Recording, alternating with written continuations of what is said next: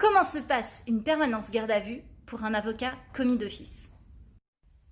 Bonjour à tous, j'espère que vous allez bien. Je m'appelle Émilie Vergne et je suis avocate au barreau de Paris. Je suis domiciliée au 1 rue de Sfax, 75 116 Paris et je suis compétente en droit des affaires, en droit civil et en droit pénal. Et aujourd'hui, c'est focus sur le droit pénal parce que je suis de permanence garde à vue. Permanence garde à vue, ça veut dire quoi? Ça veut dire que le bâtonnier m'a désigné pour représenter les personnes gardées à vue si leur avocat ne répond pas au téléphone ou s'ils n'ont pas d'avocat. Pourquoi? Parce que pendant la garde à vue, eh bien, l'avocat est un droit, tout simplement. Alors c'est quoi la garde à vue? Eh bien c'est tout simplement, voilà, on vous retient contre votre gré durant le temps de l'enquête pour éviter la réitération de l'infraction, pour préserver les preuves de l'enquête et plein d'autres choses pour faciliter, tout simplement pour faciliter l'enquête. Point barre. Et là, pendant 24 heures, donc depuis 7 heures ce matin jusqu'à 7 heures demain matin, je suis là, d'astreinte, on peut dire ça, et puis le barreau peut me téléphoner à tout moment pour me dire c'est maintenant que ça se passe, et justement, je vous embarque. A tout de suite, on y va. Bon, alors je suis désignée pour 24 heures, mais pendant les 24 heures, je ne suis pas obligée de rester dans un commissariat ou dans un lieu déterminé.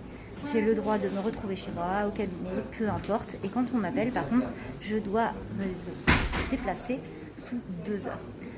Donc là, entre 7h et 14h, il ne s'est rien passé. À 14h30, j'ai eu un appel. Donc du coup, on est parti. Et là, nous sommes au commissariat. Il se trouvait que je n'étais pas la seule à être appelée et qu'il n'y a qu'une salle d'entretien. Donc pendant ce temps, je poireaute. À tout de suite. Coucou, me revoilà. Alors, temps d'attente 35 minutes et puis là, je viens de faire l'entretien. Il s'agit de violences policières qui se seraient passées dans un centre de rétention. Et a priori, le client me dit non, pas du tout, c'est les policiers qui me provoquent et ce depuis 3 semaines. Et là, on signe même des chartes dans le centre de rétention. Donc, je sens que ça va être très drôle pendant l'audition. Voilà, l'audition, c'est quand le policier ou les policiers écoutent ce que disent les gardés à vue, donc les suspects. Voilà, à tout de suite. Alors, pour vous faire un peu de tableau, c'est un gamin de 18 ans, tout maigrichon, qui doit faire à peu près 1m75 à tout péter, avec des béquilles, il est blessé. Et depuis 3 semaines, avec intervention médicale, chirurgie. Et donc voilà, il aurait frappé un policier. Il a des marques partout. Donc voilà, donc première chose, en plus il est épileptique. Donc première chose, je vais faire des observations pour faire remarquer tout son état de santé et voir ce que moi j'ai observé pour que ce soit bien clair.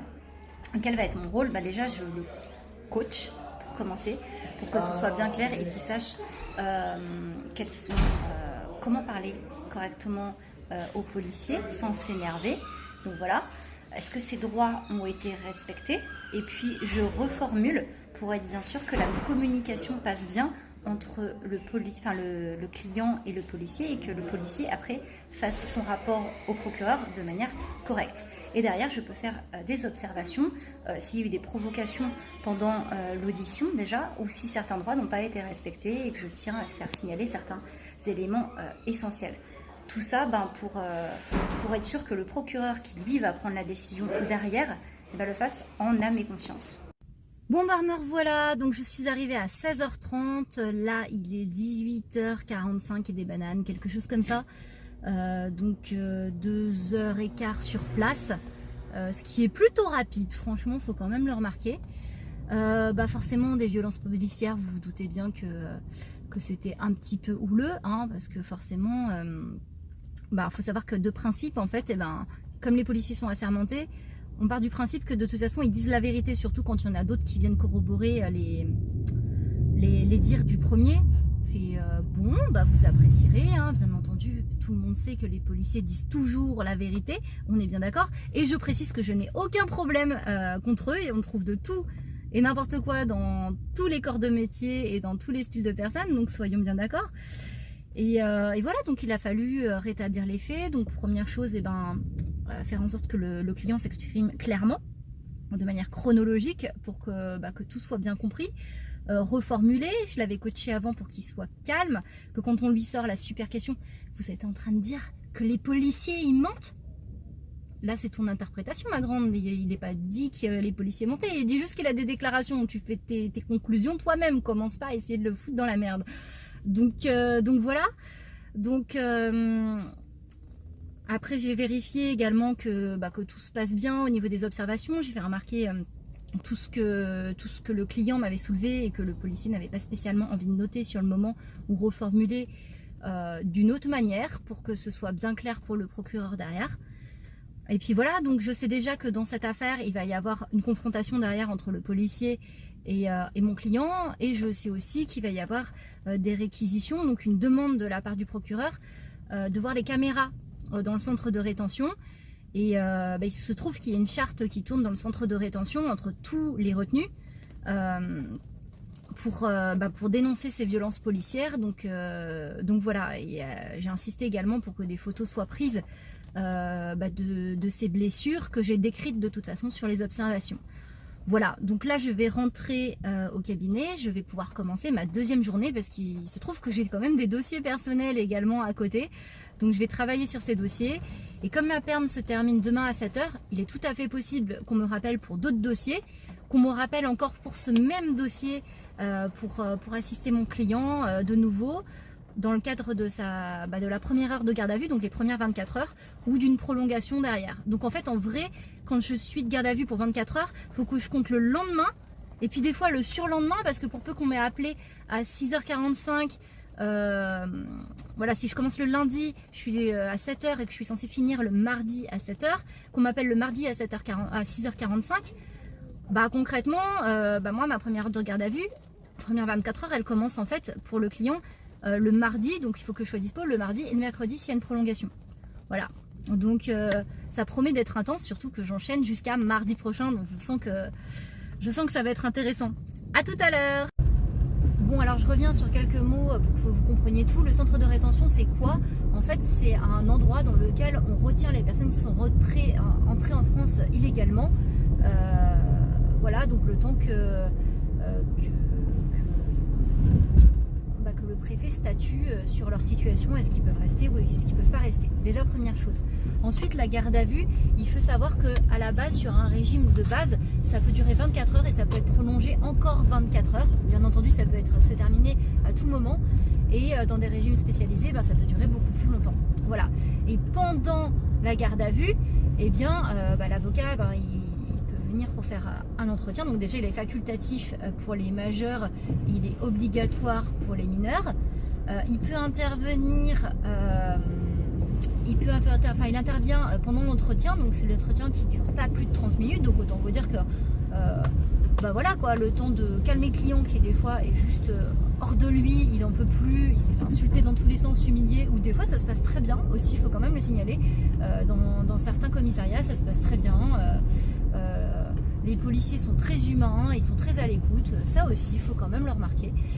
Et voilà, donc déjà je le calme, je le mets en confiance, je vérifie que tout va bien de son côté, qu'il n'a aucun problème médical, que tous ses droits ont bien été respectés, je le coach pour qu'il puisse s'exprimer clairement, et puis voilà, et puis une fois qu'on passe à l'audition, je vérifie que j'ai bien tout compris pour poser les questions utiles, parce que j'ai le droit de poser des questions moi pendant l'audition, et ensuite il y a l'audition, c'est-à-dire qu'il est interrogé sur les faits, donc sur son identité, sur sa situation administrative quand il est étranger, et ensuite si on lui demande de raconter les faits, on peut lui poser des questions sur les faits. Donc voilà, bien entendu les questions peuvent être posées de manière plus ou moins objective. Des fois on peut appeler ça des questions narratives. Donc les questions narratives, c'est des fois on pose des questions mais elles sont déjà orientées, et on vous dit bien sûr oui mais je vous ai demandé de répondre à la question. Ouais, mais en fait moi t'es en train de limiter ma vision des choses. Donc dans ce cas là, quand c'est comme ça, comme l'avocat a le droit d'intervenir qu'à la fin, eh bien moi je ne parle qu'à la fin, mais par contre si j'ai 30 questions, j'ai 30 questions, hein. C'est le jeu, t'as voulu que je me taise pendant l'audition, il n'y a pas de souci, mais si j'ai 30 questions à poser, j'ai 30 questions à poser, et puis voilà, pour rétablir la vérité. Alors en fait il y a des dossiers des fois qui sont faits à charge et à décharge, donc voilà, on va vérifier un petit peu la situation de la personne, et d'autres fois pas du tout quoi, ce qui est quand même très emmerdant, parce que derrière le procureur qui lui prend la décision, c'est un juge qui est garant en fait, qui vérifie qui est un peu l'avocat de l'État on va dire, et qui vérifie que tout est bien respecté. et ben lui il va regarder aussi la situation du gardé à vue. Donc est-ce qu'il a un toit au-dessus de la tête, est-ce qu'il est étranger, est-ce qu'il parle français, est-ce qu'il a des papiers, est-ce qu'il a un travail, et ainsi de suite. En fonction de ça, quand bien même la personne est coupable derrière, il va pas prendre les mêmes décisions, mais ça on le verra un peu plus tard. Et donc moi je vérifie aussi de où est-ce qu'on peut trouver tous ces renseignements personnels qu'on appelle des garanties de représentation en fait, pour que derrière le procureur puisse prendre une décision globale, et en plus pour que derrière qui que ce soit au niveau du dossier, peu importe l'avocat qui prenne le dossier, s'il y a des poursuites, il est ce qu'il faut qu'il ait matière à intervenir de suite s'il y a une comparution immédiate, donc un jugement immédiat. Et puis les observations, elles servent à quoi? Elles servent déjà à faire péter la procédure, demander des nullités des fois. Et d'autres fois, elles peuvent servir tout simplement à alimenter le dossier alimenter le dossier sur des éléments de fond qui n'auraient pas été notés à l'enquête et que j'ai soulevés. Donc forcément, si derrière ils n'ont pas été respectés, ils ne sont pas allés creuser sur ces pistes-là, l'avocat pourra le soulever derrière en cas de jugement. Alors vous vous doutez bien que les policiers ne peuvent pas s'amuser à faire des enquêtes non plus hyper poussées, parce qu'il y a quand même un budget qui est alloué à l'État en début d'année, et souvent il est complètement explosé au mois de juin, de juillet, et encore là je suis gentille. Donc forcément il y a des choix dans les actes d'enquête, donc c'est un peu... c'est un peu de mauvaise foi, mais bon, chacun son boulot, hein. Normalement on a dit présomption d'innocence, donc voilà. Moi je fais le mien, chacun se débrouille avec ce qu'il a. Suite tout à l'heure. Coucou, me revoilà, c'est le matin, il est 7h passées et je n'ai pas eu d'autres appels, donc ma permanence est terminée de manière officielle. Sauf que mon gardé à vue avait été placé à 11h35. Donc à 11h35 aujourd'hui, je saurai s'il y a une prolongation ou pas. Donc si j'interviens de nouveau dans cette même affaire. Voilà. À côté, là je vais prendre gentiment mon petit café. Et puis après, je vais me mettre à mes dossiers. Donc au programme, c'est quoi aujourd'hui? Je dois faire des devis. C'est ça. Je dois faire une assignation devant le juge de l'exécution. Ouais. Et puis je crois que j'ai un rendez-vous client à 18h en espérant de ne pas être appelée au commissariat à ce moment-là. Voilà, sinon je serais obligée de décaler. Le client est bien entendu au courant, donc la base quoi. Bon, il est 11h38, comme je vous avais dit, 11h35, j'allais savoir si le client était prolongé ou pas. C'est le cas. C'est le cas. Donc rendez-vous à 14h au commissariat pour faire l'entretien d'une demi-heure. On enchaîne avec une audition et puis après il y a une confronte. Donc en fait, ce qui s'est passé juste avant, c'est qu'il y a des réquisitions qui ont été faites par le procureur pour demander l'accès aux vidéos. Donc là, les policiers doivent être en train de regarder les vidéos. Je ne sais pas s'ils ont retrouvé la fameuse charte dont je vous ai parlé, dans laquelle les retenus avaient tous dénoncé des violences policières. Et voilà, donc là, le gros débat, ça va être le policier qui dit non, pas du tout, c'est lui qui m'a menacé, c'est lui qui m'a frappé, alors que mon client va dire pas du tout, c'est lui qui me harcèle depuis 3 semaines et c'est lui qui me frappe depuis 3 semaines. Voilà, donc l'idée, ça va être de calmer un petit peu tout le monde. Il faut savoir que pendant la confronte, en fait, les deux n'ont pas le droit de se regarder. Et ils n'ont pas le droit de se regarder, ils n'ont pas le droit de se parler, c'est juste on relit les déclarations de chacun et puis on demande qu'est-ce que vous dites par rapport à ce que monsieur a dit, qu'est-ce que vous dites par rapport à ce que telle personne a dit, voilà. Donc voilà, donc mon travail là surtout ça va être de voir un petit peu où on est mon gardé à vue, lui rappeler ses droits, tout ce qu'il a dit la veille, parce que bon là il a quand même passé la nuit dans une cellule dégueulasse, qui pue, avec une compagnie plus ou moins douteuse, faut quand même le dire, ce qu'on trouve de tout. Il fait hyper chaud parce que je vous rappelle qu'on est en temps de canicule. Alors cette nuit il a fait un peu plus frais, on a eu le droit à un orage, donc heureusement quoi. Mais je suis pas sûre qu'il l'ait senti depuis sa cellule, lui, l'orage. Donc voilà, donc ça va être de le rassurer, lui rappeler ce qu'il a dit, parce que je suis pas sûre qu'il ait les idées très claires. Et voilà. Et surtout l'inviter, le coacher en fait, pour que ce soit que le cadre de la confrontation se passe le plus correctement possible. Surtout que là, on est en train de parler de violence sur policiers et de violence policière.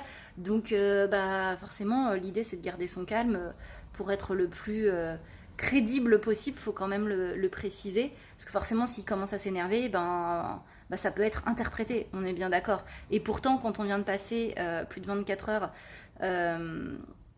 en garde à vue, alors qu'on n'a peut-être rien fait, parce qu'on rappelle que c'est quand même dans le cadre d'une présomption d'innocence, parce qu'on est suspecté à ce moment-là, il y a de quoi quand même être énervé, surtout que ça se passe plus ou moins bien en fonction de qui s'occupe de vous et qui est à côté. Parce que là, tout à l'heure, j'étais en train de parler des policiers qui sont pas forcément très agréables, mais dans le cas inverse, c'est aussi possible. Des fois, on passe à côté, en tant qu'avocat, on passe juste à côté des cellules, ça tape dans tous les sens, ils se font insulter, ils se font cracher dessus. J'ai envie de vous dire...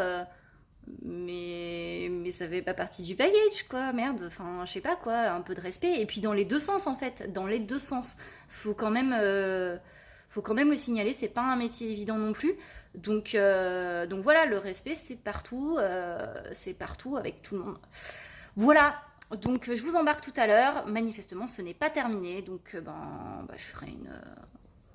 Je sais pas comment je vais faire sur YouTube, mais bon, vu que la vidéo est déjà postée, on va se débrouiller, À toutes.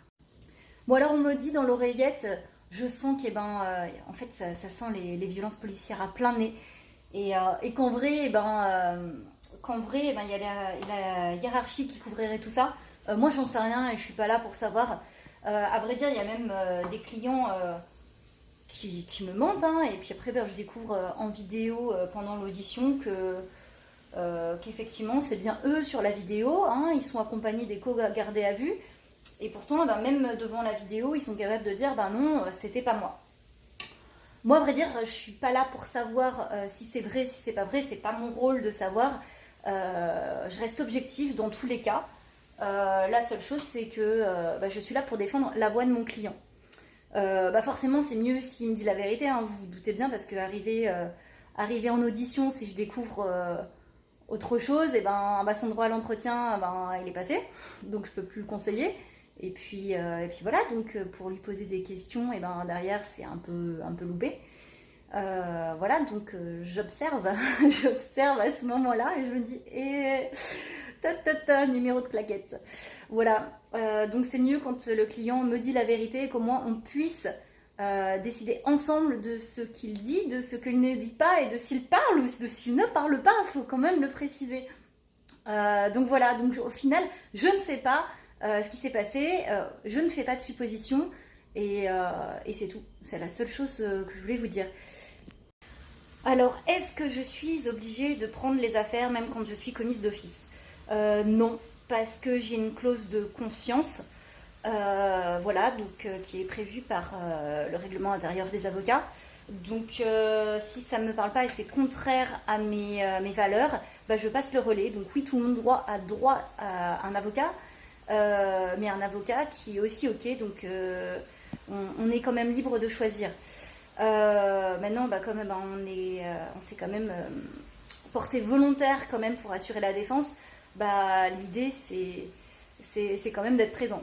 Donc moi typiquement c'est plus les affaires de viol ou d'agression sexuelle sur lesquelles je ne suis pas du tout ok. Ça m'est arrivé d'en suivre une et en fait c'est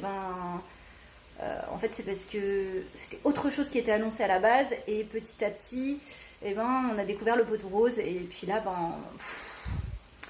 j'ai fait avec, j'ai mis mes sentiments personnels de côté, mes convictions personnelles de côté, et puis j'ai fait le boulot, c'est tout.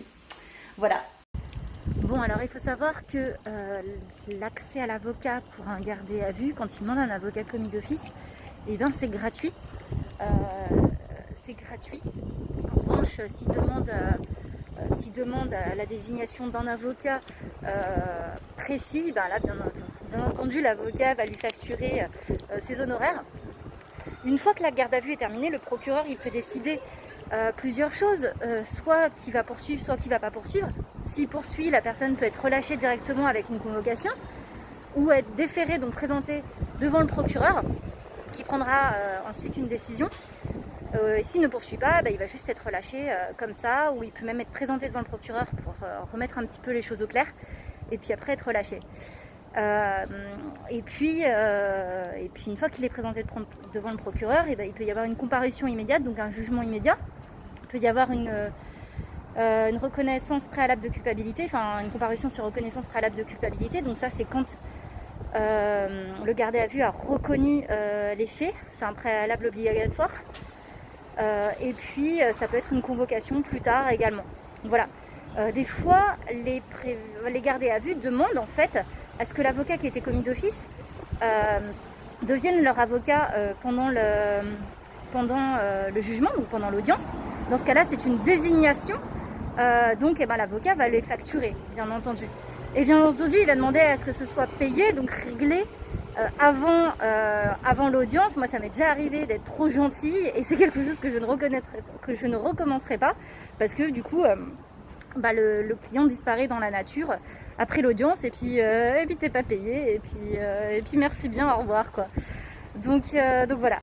Le procureur, il peut aussi saisir le juge d'instruction si l'affaire est complexe. Et dans ce cas-là, la question qui va se poser, si le juge d'instruction estime qu'il y a suffisamment matière à, il placera la personne en examen. Donc on l'appellera le mise en examen maintenant. Et la question qui va se poser, c'est pendant le temps de l'enquête, qu'est-ce qui se passe? Est-ce que ça se passe tranquille sans rien? Est-ce que ça se passe sous contrôle judiciaire, donc il peut rester dehors mais en suivant avec des obligations ou des interdictions? Ou est-ce qu'il est en détention provisoire? Et là, la question des garanties de représentation dont je vous parlais tout à l'heure, donc c'est-à-dire tous les justificatifs concernant la situation personnelle du gardé à vue qui est devenu du coup le mise en examen, est importante parce que on va regarder est-ce qu'il a un toit au-dessus de la tête, est-ce qu'il a de quoi s'occuper avec un travail, est-ce qu'il a une famille et tout ça. Pourquoi? Parce que ces informations, elles vont savoir si oui ou non, il peut s'échapper, si il est occupé, et dans ce cas-là, il y a moins de risque de réitération de l'infraction, et ainsi de suite. Et du coup, d'où l'intérêt de préparer dès la phase d'enquête toute cette partie-là.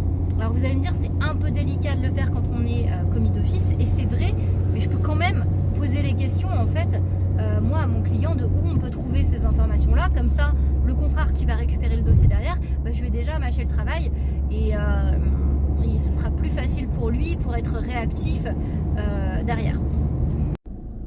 Pour moi, être avocat, ça demande aussi beaucoup d'empathie et un profond respect de la personne humaine. Alors vous allez me dire, la base, ça paraît logique, c'est logique et c'est pas forcément évident. Pour vous donner une anecdote, une fois j'étais pour une histoire de proxénétisme et à un moment il y avait une prostituée qui était là. Et en fait, elle était en train de nous expliquer les différentes prestations avec les tarifs, dont la défection sur ses clients. Et puis le policier la regarde en disant oui, je comprends que vous pratiquiez pas ça, c'est un peu dégueulasse.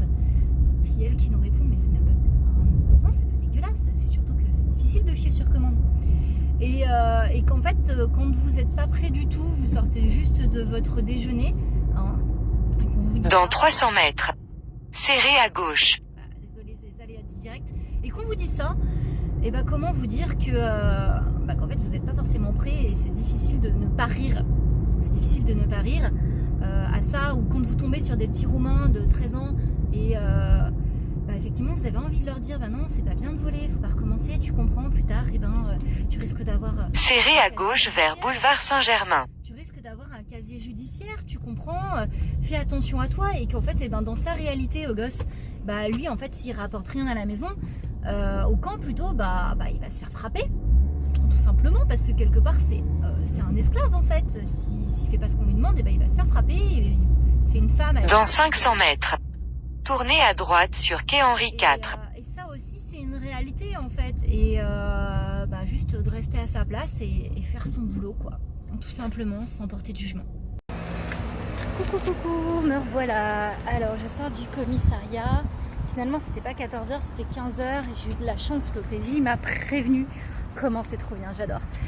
Et j'ai quand même poireauté 30 minutes parce qu'on était plusieurs à être convoqués en même temps, notamment un médecin, donc forcément attente. Bon, c'est un peu le jeu, ils font comme ils peuvent. Comment ça s'est passé? Dans le calme. Dans le calme, j'ai senti que mon client commençait à s'énerver un petit peu. À un moment, forcément, c'est une confronte avec deux avis complètement différents. C'était un peu compliqué. Donc la version du policier, c'est en fait le gars m'a menacé, il a levé son pouce, il a fait genre comme s'il voulait m'égorger. Et puis il m'a dit qu'il voulait me tirer 2 balles dans la tête et qu'il connaissait du monde à Saint-Denis. Voilà, qu'il était hyper virulent avec tout le monde. Voilà, il a porté plainte. Et il y a d'autres OPJ, donc des collègues, qui ont corroboré ses déclarations. Et puis mon client, il disait, non, moi je suis arrivée en France en janvier, de toute façon, voilà, on a tous été confinés. Je suis arrivée dans le centre début juillet, je m'entends bien avec tout le monde. Les autres OPJ, avec le personnel, avec les co-détenus. Il y a une charte, la charte c'est une pétition pour lui. Il y a une pétition qui a été déposée par les co-détenus sur les violences policières qui se feraient à l'intérieur du centre de rétention. Donc voilà, donc lui il dit non, moi j'ai rien fait, ce gars-là il m'a pris en grippe. Donc voilà, on regarde les vidéos, sur les vidéos on voit pas le geste de menace, on voit pas qu'il a frappé le policier. Ah oui, puisqu'il a dit que le policier a aussi dit qu'il l'aurait frappé, on voit rien. En revanche on le voit agité. Donc il explique que oui, il était agité parce qu'il n'a pas trop compris pourquoi on lui fonçait dessus comme ça à plusieurs. Je sais pas ce qu'il y a dans le dossier parce que l'avocat n'a pas le droit de consulter le dossier et qu'il peut juste consulter certaines pièces de procédure, donc PV d'interpellation, de prolongation, d'autres pièces, mais bon, c'est pas le débat là tout de suite. Et puis voilà, pour l'instant, je vois mal ce que le procureur pourrait demander de plus. Mais la garde à vue peut se terminer que demain matin à 11h35. Donc à voir. Là, l'OPJ elle a appelé le procureur pour lui demander, pour lui faire un petit compte rendu, pour lui demander ce qu'il voulait de plus. Et puis soit le procureur va prendre sa décision tout de suite, soit il va lui demander un complément d'enquête.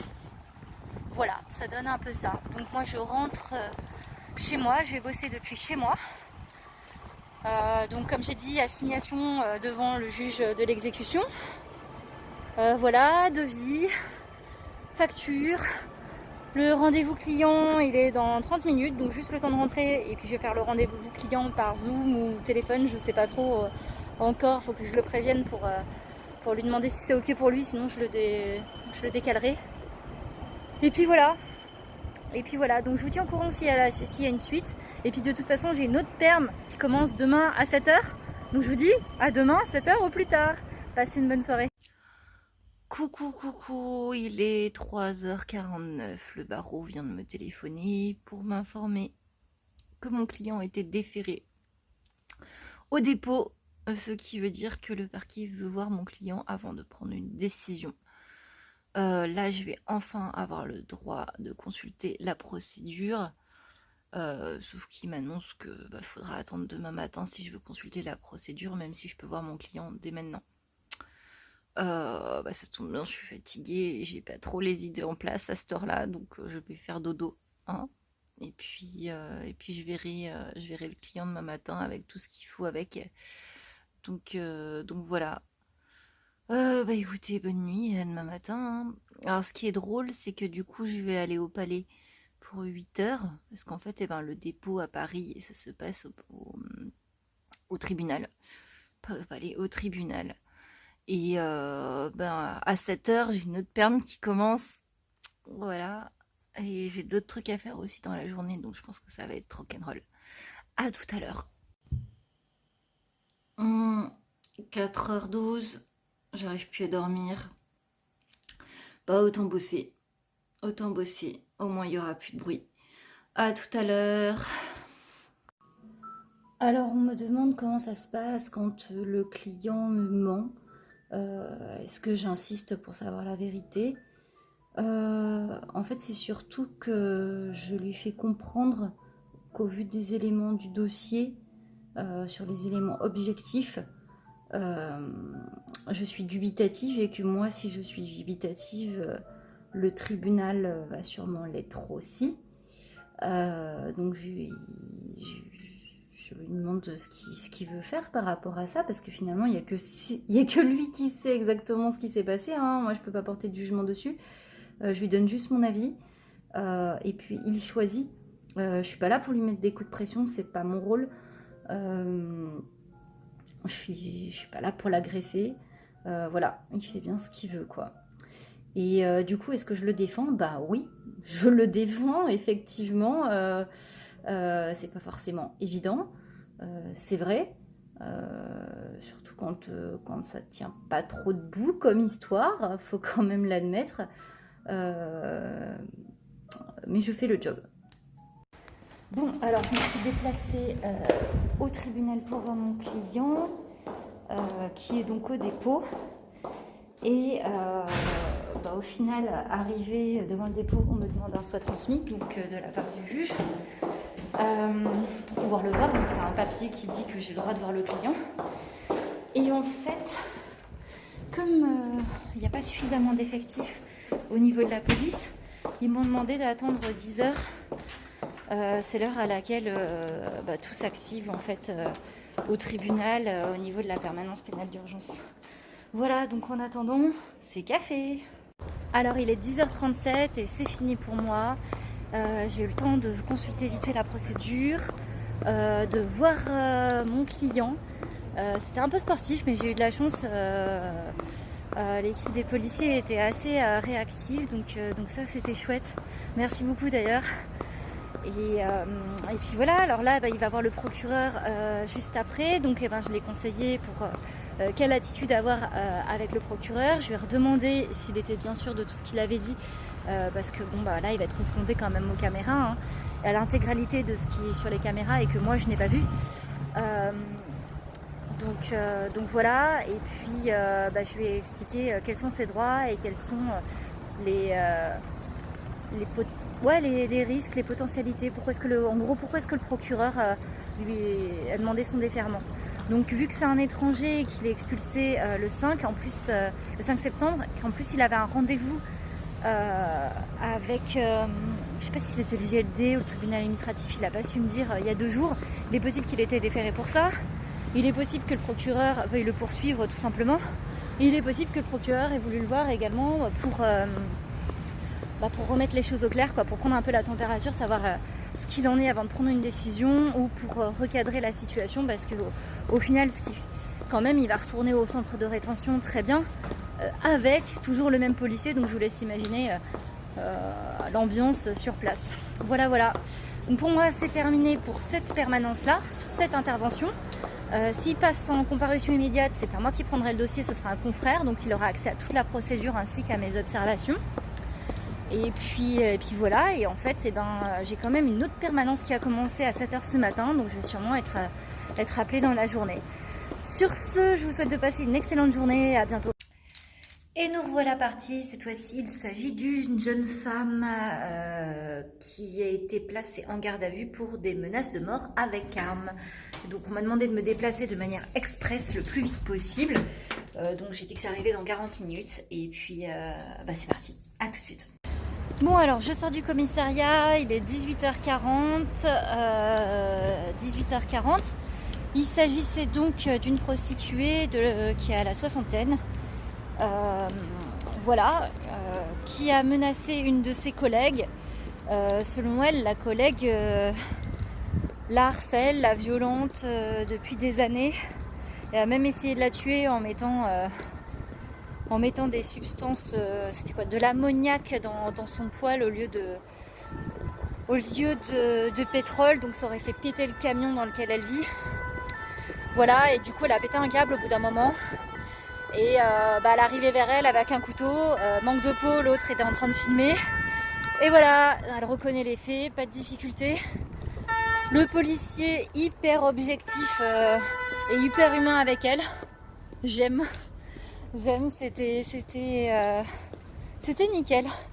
Là il fait un avis parquet, donc c'est-à-dire qu'il va demander au procureur maintenant qu'est-ce qu'on fait, parce qu'il estime que la procédure est close. Alors au dossier on a la plainte de la victime, on a des photos, des vidéos, et donc l'audition de ma cliente. Et voilà quoi, donc a priori il n'y a plus grand chose. On a retrouvé l'arme aussi, elle reconnaît les faits. Il n'y a plus grand chose à vrai dire. Donc on va voir ce que ça va donner.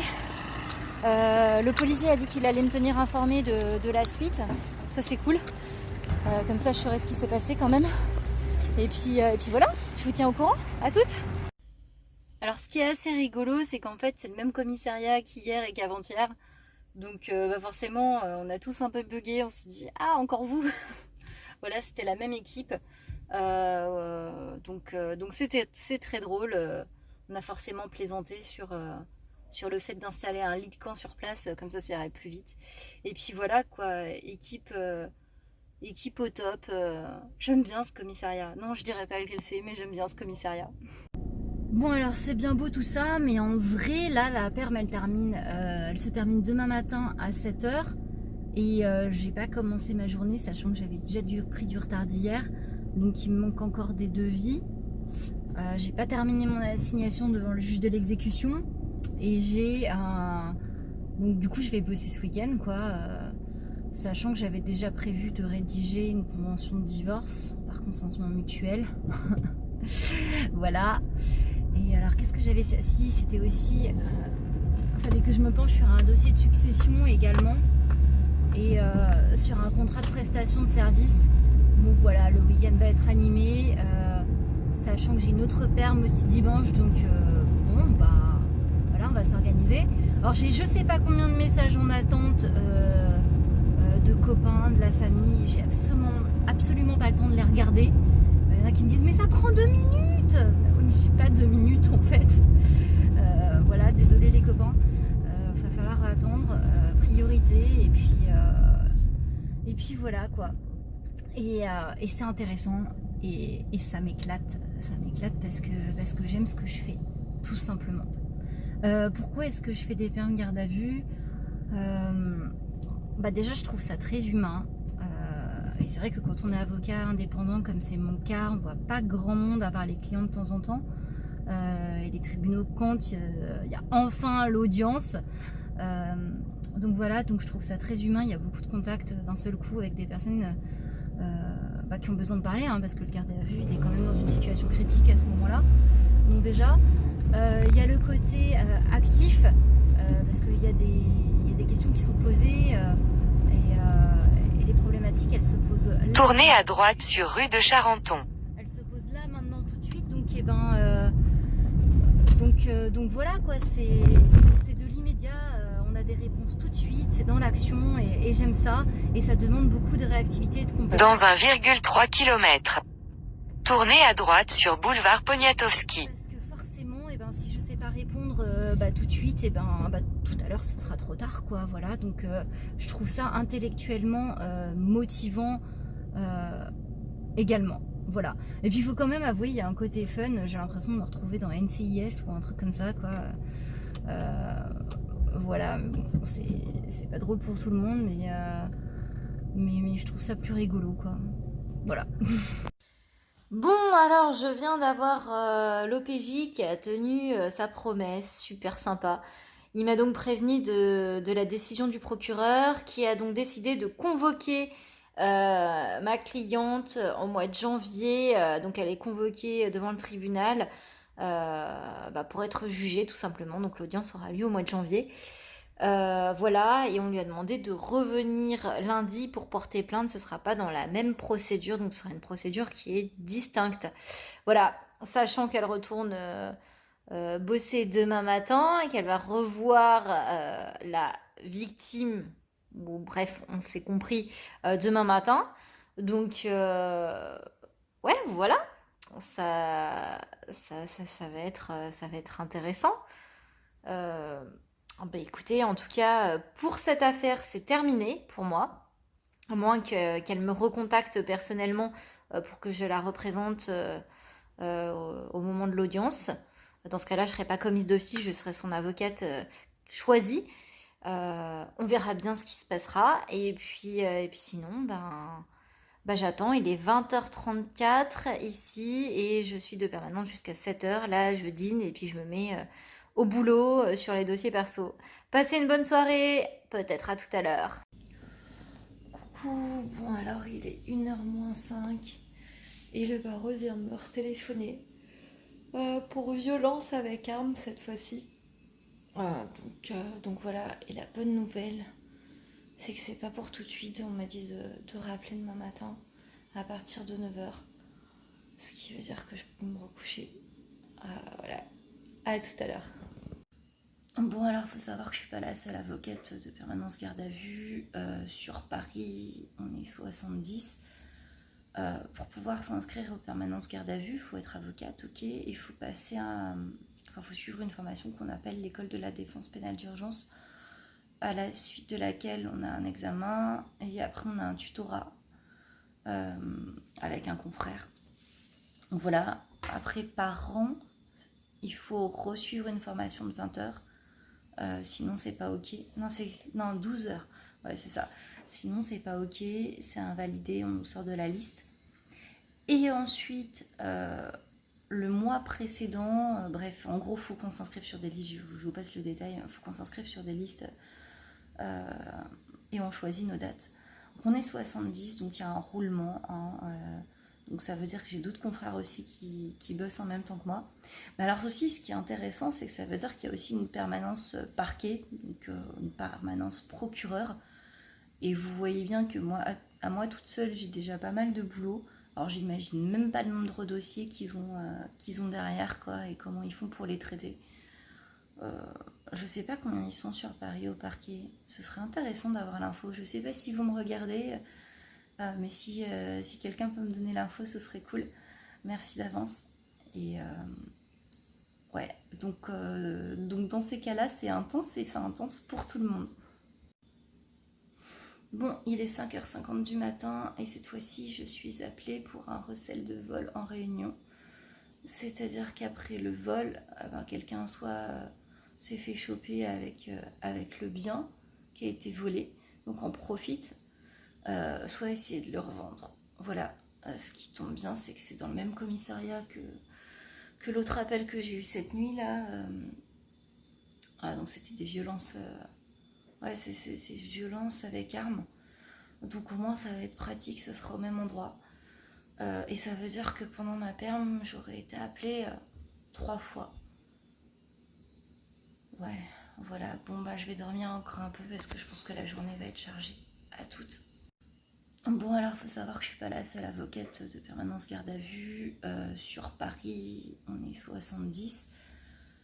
Pour pouvoir s'inscrire aux permanences garde à vue, il faut être avocate, ok. Il faut passer faut suivre une formation qu'on appelle l'école de la défense pénale d'urgence, à la suite de laquelle on a un examen et après on a un tutorat avec un confrère. Donc voilà, après par an, il faut re-suivre une formation de 20 heures. Sinon c'est pas ok. Non, 12 heures. Ouais, c'est ça. Sinon c'est pas ok, c'est invalidé, on nous sort de la liste.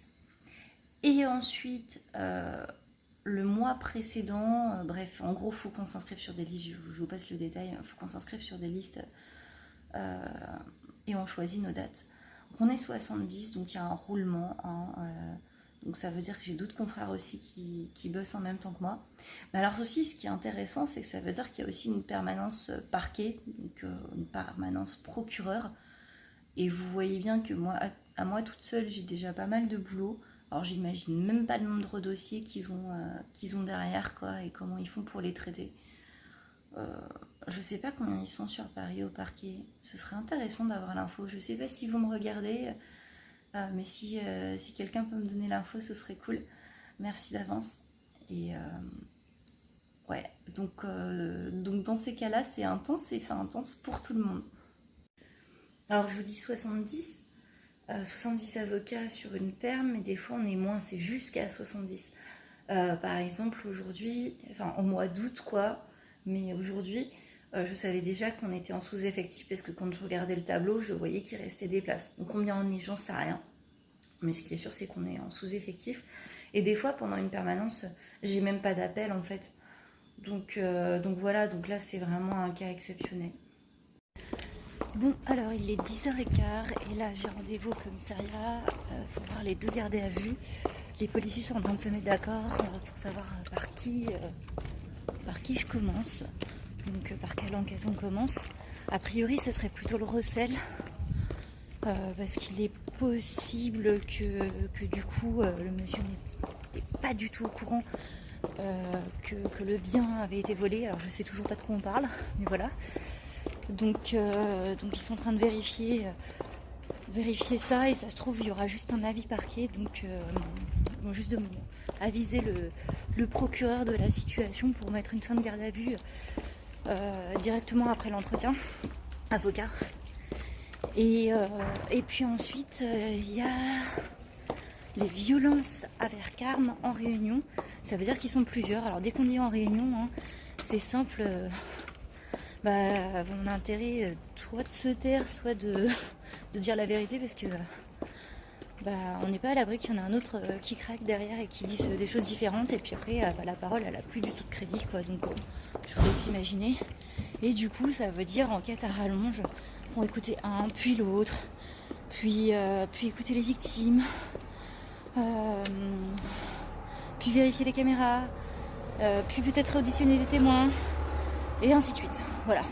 Bon, alors il est 12h56, au final le recel de vol, il y a eu un classement sans suite, donc ça veut dire que fin de l'enquête, on oublie l'affaire, hop, poubelle.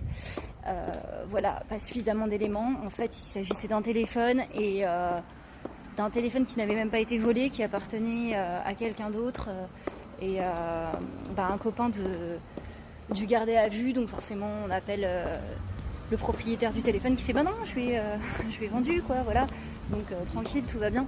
Voilà, fin de l'affaire.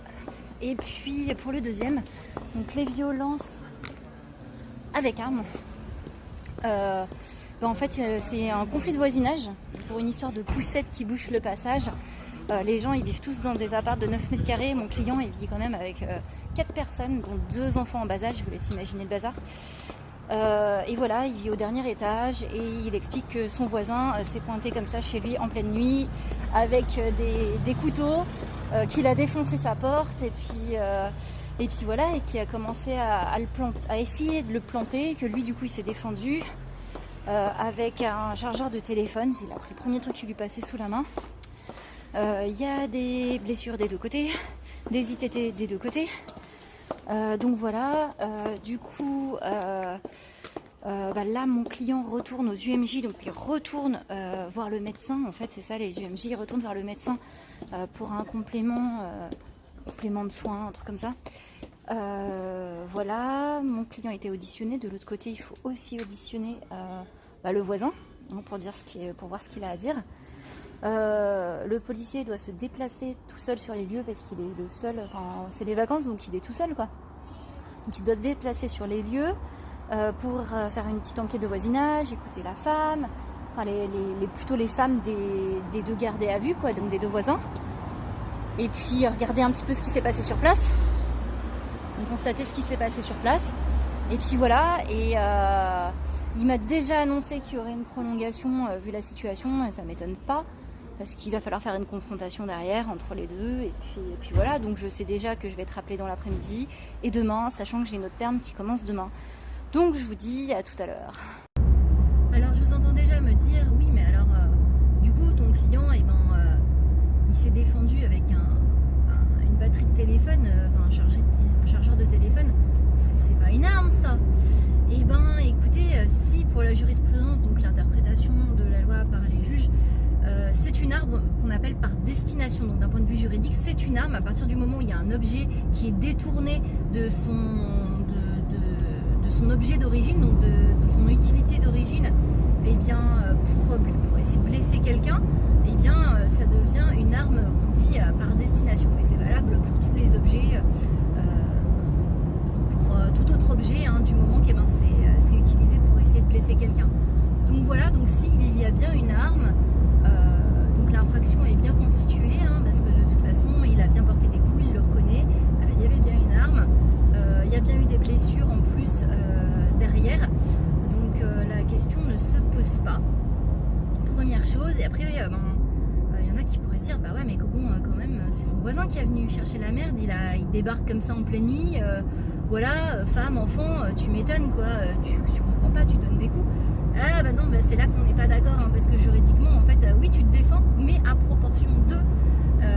Voilà, c'est ça la difficulté, et il n'empêche que l'infraction est constituée, même si on pourrait invoquer potentiellement la légitime défense. Et ben, est-ce que c'est à proportion de, parce que la légitime défense c'est à proportion de, donc c'est coup contre coup à peu près à la même hauteur. Bah c'est le sujet qui va faire débat après au moment de l'audience, parce que bon, faut pas se leurrer, ça va finir en audience ça. Est-ce que ça va passer en comparution immédiate ou est-ce que ce sera convocation plus tard? Bon, les deux ont des garanties de représentation, c'est-à-dire que les deux sont logés. Ouais, les deux sont logés. Voilà, on peut les retrouver facilement. Donc, a priori, il pourrait y avoir une convocation plus tard pour alléger l'audience de comparution immédiate de demain, quoi, ou d'après-demain. Mais bon, ça c'est pas moi qui décide, c'est le procureur. Donc, vu que les faits sont quand même relativement graves, il est possible aussi que le procureur demande une comparution immédiate, donc c'est-à-dire un jugement immédiat, histoire de mettre beaucoup de pression aux deux et puis de leur remettre les idées en place, quoi. Leur dire maintenant ça suffit, va falloir vous calmer, quoi. Voilà. Bon, alors il est 18h04, je viens juste d'avoir l'OPJ qui me dit qu'il n'a pas eu le temps d'avancer dans le dossier, juste faire les constatations. Il s'est déplacé sur les lieux, il a interrogé un petit peu la famille, enfin les familles, les voisins, blablabla. Voilà, les deux gardés à vue viennent juste de rentrer de chez le médecin, donc des UMJ. L'autre gardé à vue n'a pas eu le temps d'être auditionné, donc ça c'est prévu normalement pour dans la nuit. Si les collègues de nuit qui prennent la relève ont le temps de le faire et ne sont pas trop surchargés, hein, parce qu'il y a d'autres dossiers qui peuvent entrer entre-temps. Du coup, l'OPJ m'annonce qu'il y a une prolongation, bah, pas très étonnant, quoi, forcément, vu qu'il y a la garde à vue, sinon les premières 24 heures devaient s'arrêter ce soir aux alentours de 22h. Donc voilà, il m'a dit, tranquille, là vous êtes tranquille, je vous rappellerai que demain à partir de 10h, donc là je suis tranquille. Seule chose, c'est que demain à partir de 7h, j'ai une autre permanence, donc ça se trouve, on peut m'appeler à partir de 7h. Mais bon, ce qui est sûr, c'est qu'entre 18h et 7h du matin, je vais être tranquille, ça fait 13 heures d'affilée, ce qui va me permettre de travailler sans être coupée, et de dormir aussi tant qu'à faire. Mais bon, là j'ai fait une bonne sieste, donc ça va, j'ai récupéré un peu. Voilà, donc organisation. Alors là c'est une première que j'enchaîne plusieurs permes d'affilée. En plus on est en plein mois d'août. Ce qui veut dire qu'il y a peu de confrères qui peuvent prendre la relève. Du coup c'est très exceptionnel quand même que j'ai autant de dossiers d'affilée, donc que je sois appelée autant. Voilà.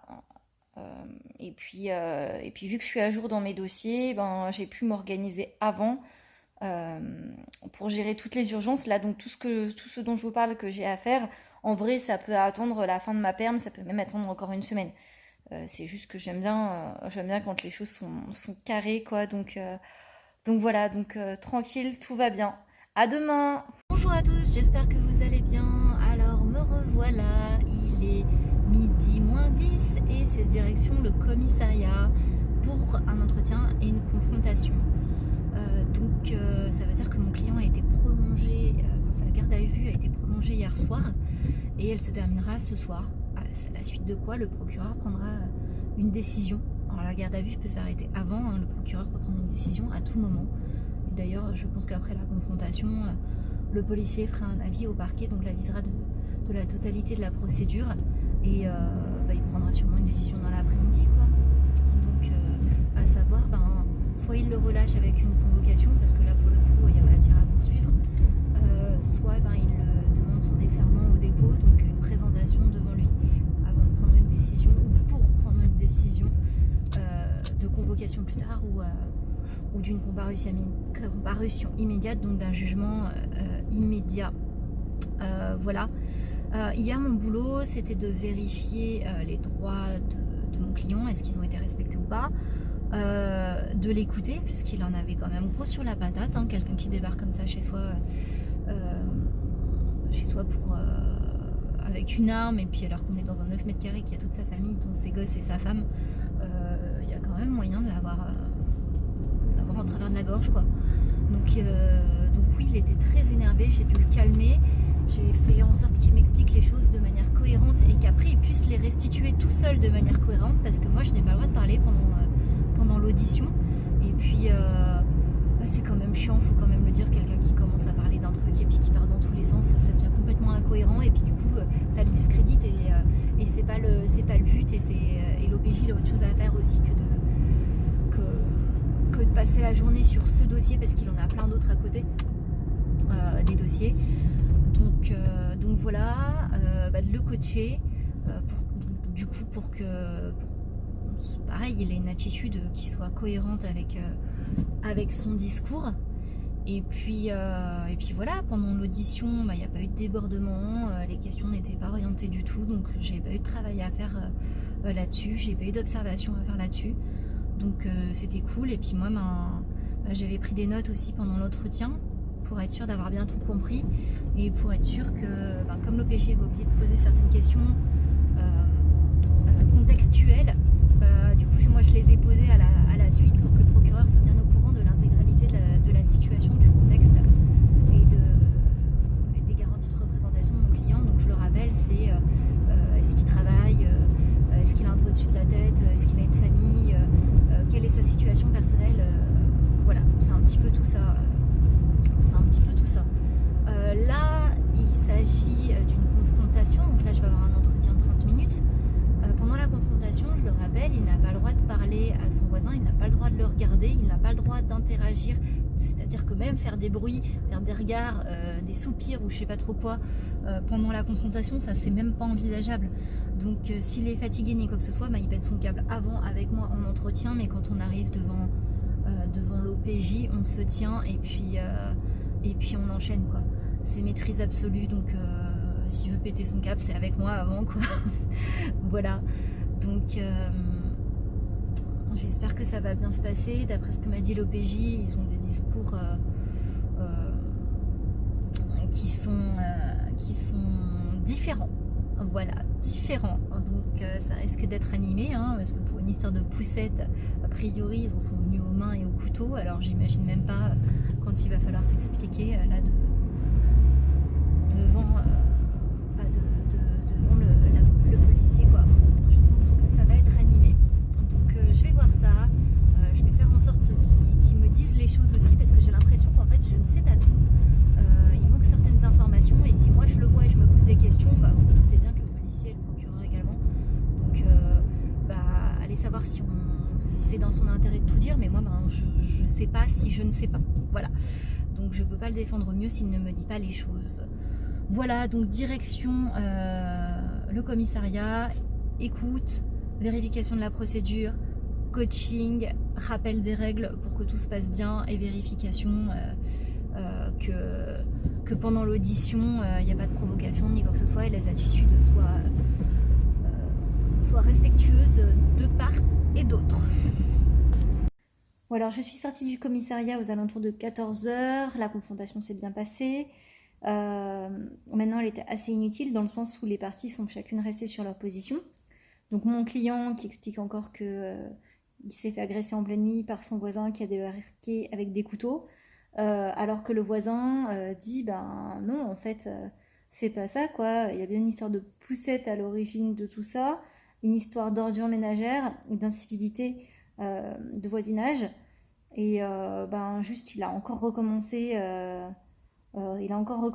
pour la énième fois, et je me suis présentée sur son paillasson, donc sur son palier, et je lui ai demandé des explications, et en fait il s'est énervé, il m'a tabassé. Voilà, donc rien à voir. On leur pose des questions, rien à voir. Les familles, chacun prend le parti de sa famille, donc pour connaître la vérité, voilà.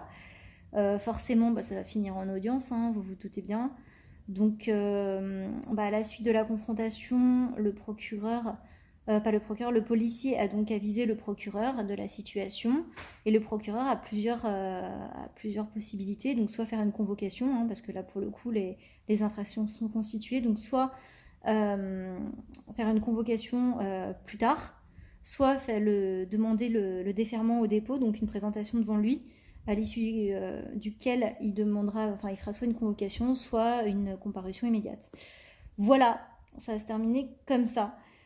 Sur ce, moi mon intervention est terminée pour ce dossier et j'ai commencé une autre perme à 7h du matin. Je n'ai pas encore été appelée et là il est 16h15 quoi, donc pour l'instant tranquille, je peux me reposer et puis après je vais me mettre à mes dossiers personnels.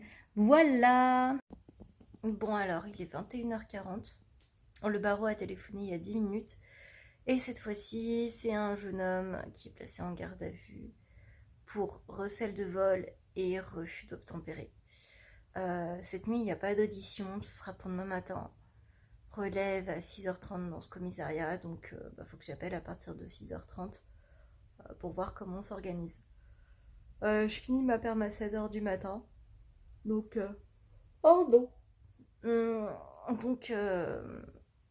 Donc voilà, je peux encore être appelée pour dans la nuit ou pour demain matin. Donc en attendant, je vais me coucher. Passez une bonne nuit. Bon alors il est 5h30, bref on s'en fout. Le barreau vient de téléphoner et cette fois-ci j'ai un deuxième gardé à vue. Il s'agit d'un mineur et d'un vol par effraction en réunion. Voilà, donc journée chargée. À plus tard. Coucou, alors il est 8h45, j'ai 2 gardés à vue sur le feu, donc je vais être appelée dans la journée pour traiter les dossiers. En attendant, j'ai déjà fait ma convention de divorce par consentement mutuel depuis ce matin. Les devis, c'est fait, les factures, c'est fait. Voilà, l'assignation devant le juge de l'exécution, c'est presque terminé. Donc voilà, donc là les 2 choses qui me restent potentiellement à faire, parce que c'est pas pressé, franchement ça peut attendre encore une semaine même, ça va être un contrat de prestation de service sur mesure, parce que c'est un cas un peu particulier. Et c'est quoi? Si une assignation au fond pour parasitisme, donc c'est un cas de concurrence déloyale, en gros quand vous faites... pomper tout de votre boulot et qu'il y a quelqu'un qui sert de la notoriété de votre entreprise, voilà, vous pouvez toujours faire l'actionner en concurrence déloyale. Donc c'est ça que je vais faire. Voilà. Puis peut-être un peu de sport, ça peut être pas mal. Bon, en attendant, je vous souhaite de passer une bonne journée. Je vous embarque tout à l'heure dès que j'en sais plus. À toutes.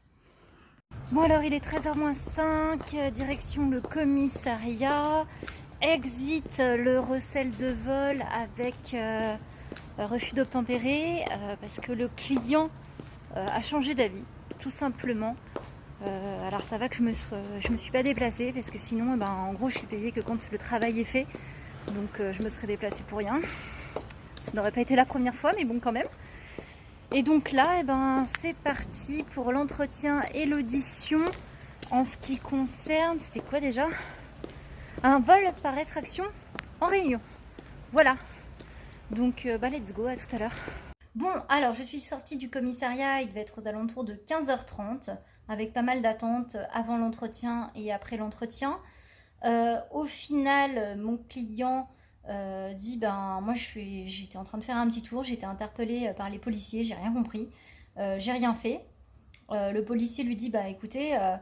nous, on vous voit passer devant une pharmacie à la caméra et voilà. Et un peu plus tard, on voit que la pharmacie, elle est cambriolée. Voilà. Qu'est-ce que vous avez à dire? C'est pas moi. Ils avaient rien dans le dossier, donc forcément, c'est Maigrichon. Et du coup, classement sans suite. Donc c'est terminé. Moi, pour cette perme, c'est terminé. Donc je vous dis au revoir. J'espère que ça vous a plu et puis voilà, si ça vous a plu, je vais vous inviter à liker la vidéo, à la partager, à la commenter, à taguer des amis que le sujet pourrait intéresser, même à me préciser les sujets qui pourraient vous intéresser vous, afin que je puisse les traiter seule ou avec l'intervention d'un confrère si je ne suis pas compétente dans ce domaine. Rappelez-vous que cette chaîne, c'est la vôtre, donc Aidez-moi à la faire vivre s'il vous plaît. Je vous dis à très vite et à bientôt. Au revoir.